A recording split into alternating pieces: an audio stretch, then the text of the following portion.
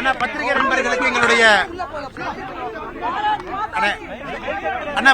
நண்பர்களுக்கு எங்களுடைய மாலை வணக்கத்தை தெரிவித்துக் கொள்கின்றோம். அன்பு சொந்தங்களே, இன்று பாரதிய ஜனதா கட்சி தமிழ்நாடு முழுவதுமே இன்று பாரதிய ஜனதா கட்சியினுடைய தலைவர்கள் தொண்டர்கள் கைது செய்யப்பட்டதை கண்டித்து நம்முடைய தொண்டர்கள் எல்லாம் போராட்டத்தில் இறங்கியிருக்கிறார். அவர்களுக்கு என்னுடைய அன்பான வேண்டுகோள், தமிழ்நாட்டில் வேற எந்த தொண்டர்களும் போராட்டத்தில் இறங்க வேண்டாம் என்பது என்னுடைய அன்பான வேண்டுகோள். முதல்ல. இரண்டாவது, தமிழ்நாட்டில் இன்னைக்கு ரேபிஸ்டா இருந்தா ராஜ மரியாதை, கள்ளச்சாராயம் காட்சி வித்தா நமக்கே நஷ்ட ஈடு, மணல் கடத்தினா ராஜ மரியாதை. ஆனா ஊழலை தட்டி கேட்டீங்கன்னா உங்களுக்கு சித்திரவதை. பாரதிய ஜனதா கட்சியினுடைய தலைவர்கள் தொண்டர்கள் குறிப்பாக நம்முடைய மகளிர்கள் எல்லாம் சென்னை முழுவதுமே கைது செய்து 10 மண்டபத்தில் வச்சு மண்டபம் பத்தாம காலையிலிருந்து நடு ரோட்ல இருப்பதை நம்ம பார்க்கிறோம். கைது செய்யப்படும் பொழுது கொடுக்கப்பட்ட காரணமும் நம்மை கைது செய்யப்படும் பொழுது கொடுக்கப்பட்ட காரணமும் இன்னைக்கு உள்ள காவல்துறையினுடைய வேண்டுகோளை ஏத்துக்கிட்டு அறவழி போராட்டத்தின் வழியில கைதுக்கு ஒத்துழைத்து முழுமையாக நாம் உள்ள இருந்திருக்கோம். ஆனா காவல்துறையினுடைய உயரதிகாரிகள் நடந்து கொண்ட விதம் நாங்க வன்மையா கண்டிக்கிறோம். காரணம், 6 மணிக்கு மேல நம்முடைய சகோதரிகளை ஒரு இடத்துல கைது செய்து வைக்க கூடாது என்பது சட்டம். அதையெல்லாம் மீறி இருக்கிறாங்க. 6:50 7 மணி வரைக்கும் 5:45 இருந்து சொல்லி பார்த்தோம். நீங்க டாஸ்மார்க்கு போக கூடாது, உங்களுக்கு அனுமதி கொடுக்கல அப்படின்னு கேட்டாங்க. நேத்து காவல்துறை அனுமதி கேட்டது டாஸ்மார்க்கு ஆப்போசிட்ல இருக்கக்கூடிய கிரவுண்ட். அனுமதி மறுப்பு கடிதம் கொடுத்த பிறகு இன்னைக்கு டாஸ்மார்க் போக கூடாது, நாங்க அதுக்கும் ஒத்துக்கிட்டோம். 5:30 மணிக்கு டாஸ்மார்க்கே மூடினதுக்கு அப்புறம் அதை காரணம் வைத்து எங்களை கைது செய்த காவல்துறை 7 மணி வரைக்கும் எதற்காக பாரதிய ஜனதா கட்சியினுடைய தலைவன் தொண்டனை உள்ள வைக்கணும்? அதனால் எங்களை பொறுத்தவரை இதை நாங்க தீவிரப்படுத்த போறோம். அடுத்த ஒரு வாரத்தில், இனி நாங்க தேதி சொல்லாம தான் எல்லா போராட்டமும் நடத்த போறோம். இனி எந்த போராட்டமும் பாரதிய ஜனதா கட்சி தமிழக காவல்துறைக்கு நாங்கள் தேதி சொல்ல போவது கிடையாது.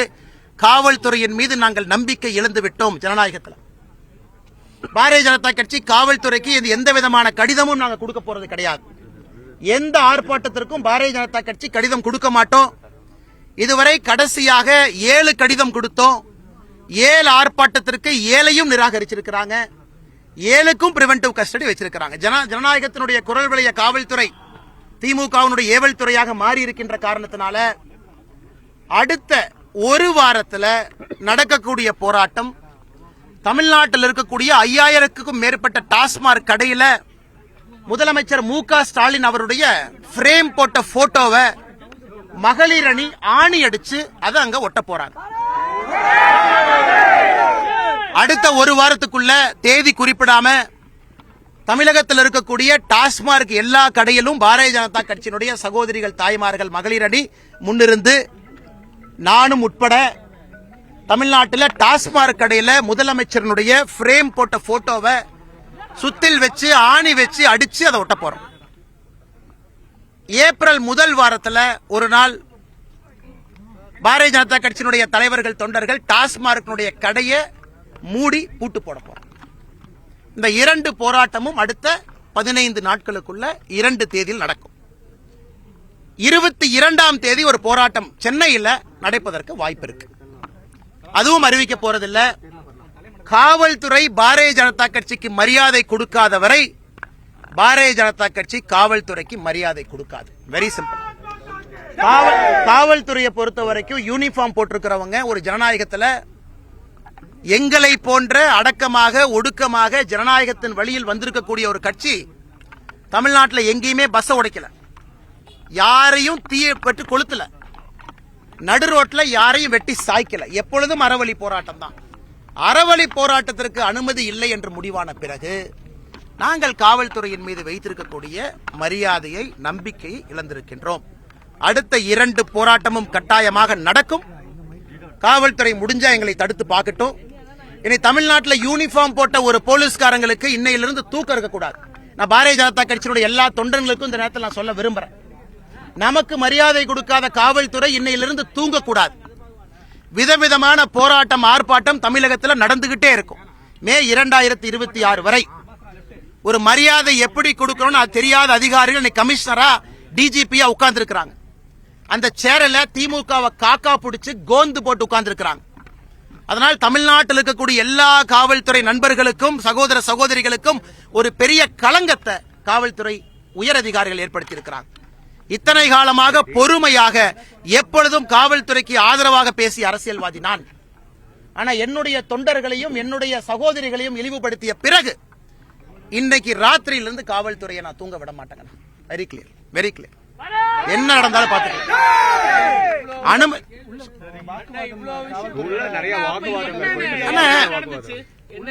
அவர்கள் எங்களையே கைது செய்ததற்கான காரணம் சப்மிட் பண்ணிட்ட. ஓகே, நாங்க டாஸ்மார்க்ல எதுவும் உடைக்க போறது இல்ல, லா அண்ட் ஆர்டர் பண்ண போறது இல்ல, எந்த பஸ்ஸையும் நாங்க போய் கொளுத்த போறது இல்ல. நீங்க லா அண்ட் ஆர்டர் ஆன்டிசிபேட் பண்றீங்க, ஓகே, நாங்க கட்டுப்படுறோம், வாங்க. டாஸ்மார்க்குக்காகத்தான் இந்த பிரிவென்டிவ் அரெஸ்டே நடந்திருக்கு. நாங்க போய் தமிழ்நாட்டில் வேற எந்த விதமான சம்பவம் பாரதிய ஜனதா கட்சி பண்ண போறது இல்ல.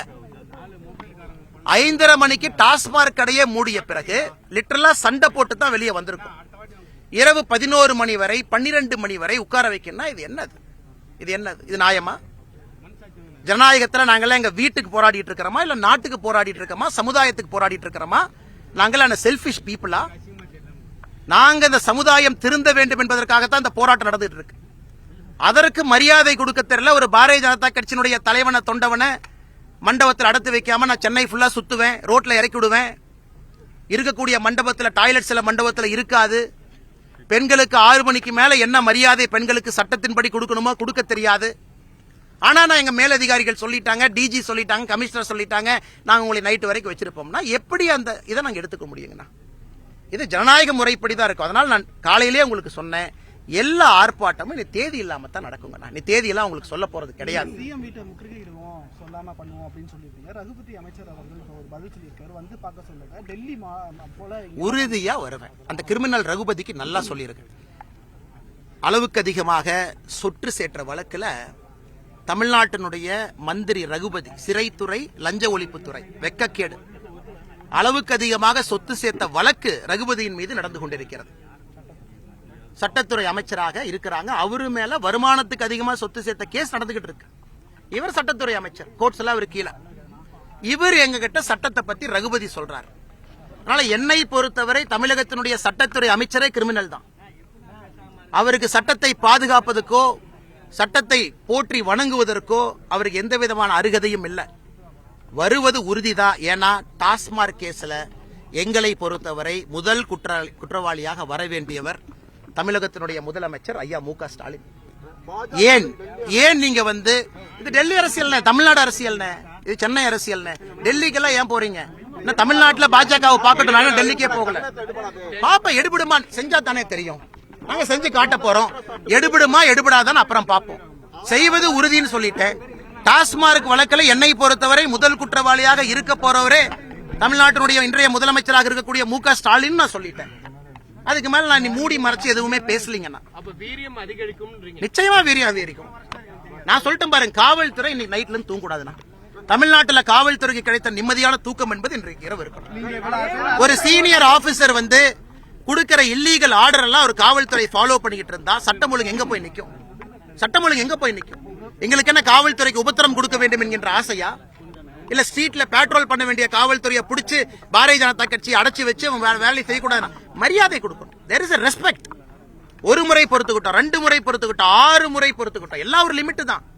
அதனால யாரோ ஒரு கமிஷனர், யாரோ ஒரு டிஜி யாரையோ கை காலை பிடிச்சு அந்த சேர்ல உட்கார்ந்து இருக்கிறாங்க, இல்லீகல் ஆர்டரா கொடுக்கறாங்க. ஏன் அனுமதி கொடுக்கறதுக்கு என்ன பிரச்சனை உங்களுக்கு? நாங்க ஏதாச்சும் உடைச்சோமா? எங்களுக்கு அந்த மாதிரி ரெக்கார்ட் இருக்கா நாங்க உடைக்கிறதுக்கு? யாரை பாதுகாப்பதற்காக இந்த கபட நாடகம்? சரி, 22ஆம் தேதி அத்தனை பேர் வருவாங்க.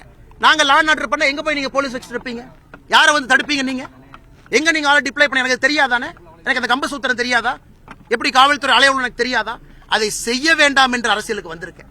ஆனா தயவு செஞ்சு என்னையும் ஒரு சராசரி சாமானிய அரசியல்வாதியாக காவல்துறை மாற்றிவிட வேண்டாம் என்ற நேரத்தில் கேட்டுக்கிறேன்.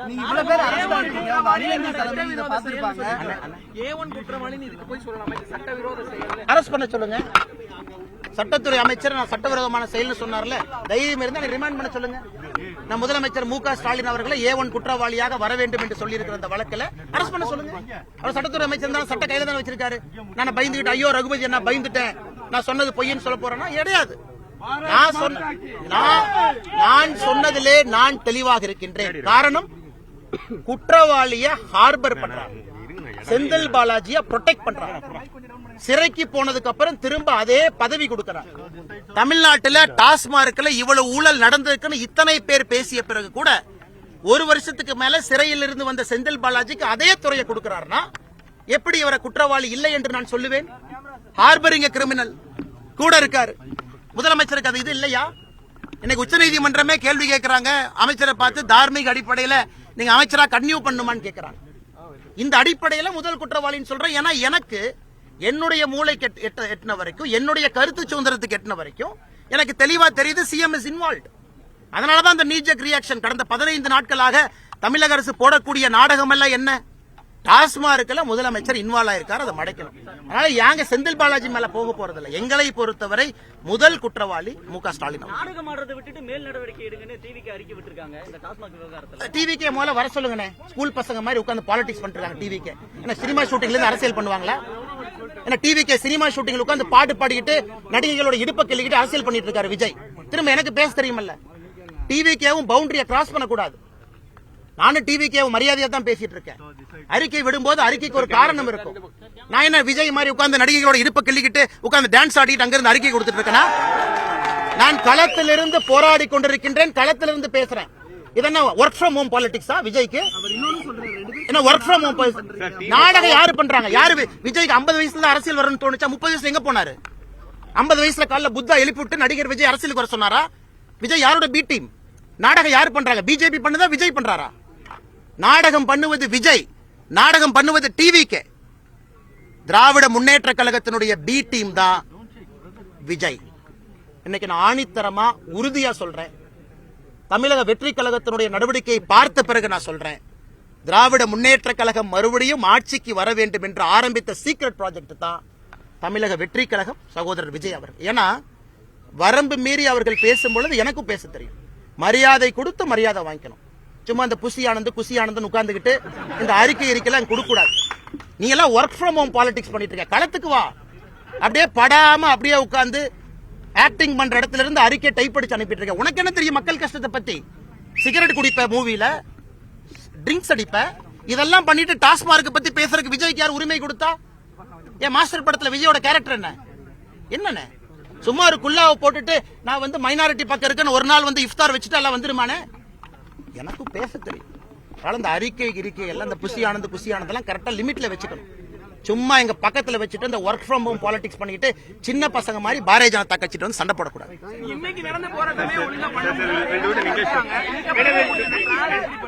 இன்னைக்கு ரொம்ப சிறப்பாக பாரதிய ஜனதா கட்சி போராட்டம் பண்ண காரணம், அடைச்சு வைக்கிறதுக்கு மண்டபம், இவங்களே சாரி சொல்லி பல பேர்த்து ரோட்ல இறக்கி விட்டுட்டு போற நிலைமை. சென்னையில இருந்த 10 மண்டபமும் பூர்த்தி ஆயிருச்சு. இப்ப நாங்க தேதி சொல்லாம போராட்டம் பண்ணா காவல்துறையினுடைய நிலைமை என்ன ஆகும்னு யோசிச்சு பாருங்க.